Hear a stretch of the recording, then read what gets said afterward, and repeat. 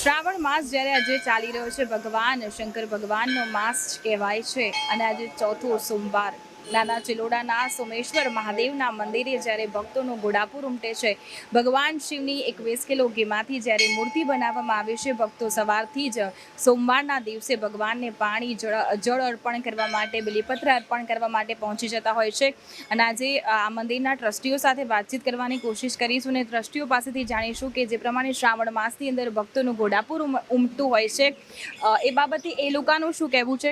સૌથી પહેલાં તો ઓમ નમઃ શિવાય. ઓમ નમઃ શિવાય. જય સોમેશ્વર મહાદેવ.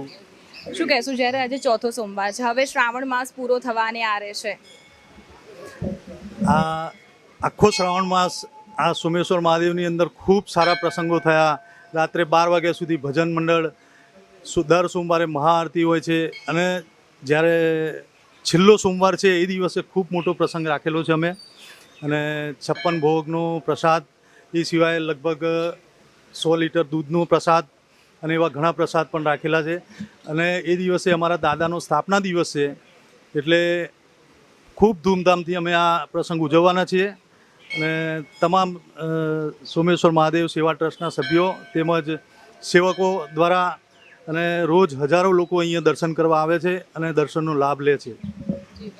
સોમેશ્વર મહાદેવના મંદિરે જ્યારે આજે ભગવાન શંકરની ઘીમાંથી પ્રતિમા બનાવવામાં આવી છે, એ વિશે આપનું શું કહેવું છે? બસ દર વર્ષે અમે કંઈક નવો આઈડિયા કરતા હોય છે, કંઈ બી નવું લાવતા હોય છે. ગયા વર્ષે બરફના મહાદેવ બનાવ્યા હતા. આ વર્ષે અમે 21 કિલો શુદ્ધ ઘીમાંથી મહાદેવની સ્થાપના કરી છે અને ખૂબ લોકો એના દર્શન કરી રહ્યા છે અને ધન્યતા અનુભવી રહ્યા છે. અને છેલ્લા દિવસે જ્યારે છેલ્લા સોમવારે અમે એનું વિસર્જન કરશું અને એ ઘીમાંથી આખું વર્ષ કે જ્યાં સુધી ચાલે ત્યાં સુધી એના દીવા રૂપે એનો ઉપયોગ કરશું. કહેવાય છે કે જ્યારે ભગવાન શ્રાવણ માસ જ્યારે આવે છે, ભગવાન ભોળાનાથ રીઝવવા માટે લોકો પાણીને બિલીપત્ર અર્પણ કરતા હોય છે. બીજા એક વ્યક્તિ સાથે વાતચીત કરીશું. સોમેશ્વર મહાદેવની 2017માં સ્થાપના થઈ અને 2017થી આજ સુધી 12 મહિના 12 અમાસ ધામધૂમથી ઉજવવામાં આવે છે. 12 અમાસે 100 કિલો અબોલ જીવ માટે લાડુ બને છે અને ભક્તો માટે રાત્રે પ્રસાદ, મહાપ્રસાદની વ્યવસ્થા કરવામાં આવે છે. અને શ્રાવણ મહિનો પહેલા સોમવારથી છેલ્લા સોમવાર સુધી ધામધૂમથી ઉજવવામાં આવે છે. સ્થાપના દિવસે 50 કિલો ટોપરા પાક, 50 કિલો ફરાળી કેવડો, 300 લીટર ડ્રાયફ્રૂટ દૂધ, આ બધો પ્રસાદ ભગવાનને લગાવવામાં આવશે. 56 ભોગ પણ લગાવવામાં આવશે. ખૂબ ધામધૂમથી અમે સ્થાપના દિવસ ઉજવીએ છીએ. મારા મંદિરથી જીવદયાની એક પ્રવૃત્તિ ચાલે છે. દર સોમવારે શ્રાવણ મહિનામાં એમનો લાડુ બનાવવામાં આવે છે અને અમાસના દિવસે પણ દાતા ઉતરી એમને જીવદયા અમને કૂતરા માટે લાડુ બનાવવામાં આવે છે. આ વખતે જ્યારે શ્રાવણ માસ હવે પૂરો થવાને આવે છે,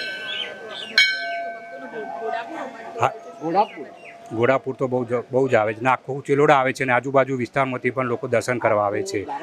ધારાસભ્યો સુધી બધા અહીંયા શ્રાવણ મહિનામાં પૂજા કરવા આવે છે. બહુ મોટું અમારા મંદિરની બહુ મોટી એ છે.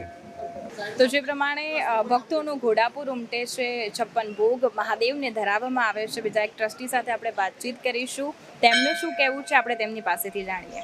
બહુ જ સારું કાર્ય થઈ રહ્યું છે. અહીંયા ટ્રસ્ટી મંડળ બી બહુ સારું સેવા આપી રહ્યા છે અને ટોટલી આ એરિયાના તમામ રહીશો પણ બહુ જ આનો લાભ લઈ રહ્યા છે અને બહુ જ મદદરૂપ થઈ રહ્યા છે. અને અહીંયા અનેક પ્રવૃત્તિઓ ચાલે છે. RSSની બી પ્રવૃત્તિઓ ચાલે છે, અમુક જીવદયાની બી સેવાઓ ચાલે છે, મેડિકલ કેમ્પ બી થાય છે. બહુ મોટું જ અહીંયા આયોજન થઈ રહ્યું છે. સોમેશ્વર મહાદેવ મંદિર નાના ચિલોડા મુકામે આવેલ છે અને ત્યાં આગળ એક ધાર્મિક આસ્થાઓ છે કે અહીંયા જેટલા પણ આજુબાજુના નાના નાના વિલેજીસ છે, સિટી છે, શહેર છે, એ બધા દર સોમવારે અહીંયા પૂજા વિધિ કરવા માટે આવે છે અને ભગવાન બધાની જ મનોકામના પૂર્ણ કરે છે. તો બધા નાના ચિલોડા તથા આજુબાજુના જેટલા પણ મિત્રો વસવાટ કરે છે એ બધાને નમ્ર વિનંતી કે તમે પણ અહીંયા હર હર મહાદેવની પૂજા વિધિ કરવા માટે પધારો. ઓમ નમઃ શિવાય. આ સોમેશ્વર મહાદેવ એ નાના ચિલોડા વિસ્તારમાં આવેલું છે. આ આખો સમગ્ર વિસ્તાર ખૂબ નવો ડેવલપમેન્ટ છેલ્લા 8-9 વર્ષથી થયો છે અને અત્યારે તો ઘણું બધું ભરાઈ ગયું છે. લગભગ 40 થી 50 હજાર લોકો અહીંયા વસવાટ કરી રહ્યા છે. આ મહાદેવની પૂજા સેવા કરવા માટે આજુબાજુના ગામડાથી માંડીને બધા જ લોકો સરદારનગરથી ગામડાઓમાંથી પુષ્કળ લોકો દર્શને આવે છે અને એમને ખૂબ જ સારા દર્શન અને એનો લાભ મળે છે અહીંયા. એ સિવાય બીજી ઘણી સેવાકીય પ્રવૃત્તિઓ ચાલે છે. ધારો કે મેડિકલ કેમ્પ છે, જીવદયાનું ખૂબ મોટા પાયે કામ ચાલે છે. પછી અહીંયા નાની બાળાઓ માટેના પ્રસંગો ઉજવાય છે, દરેક ધાર્મિક તહેવારો ઉજવાય છે.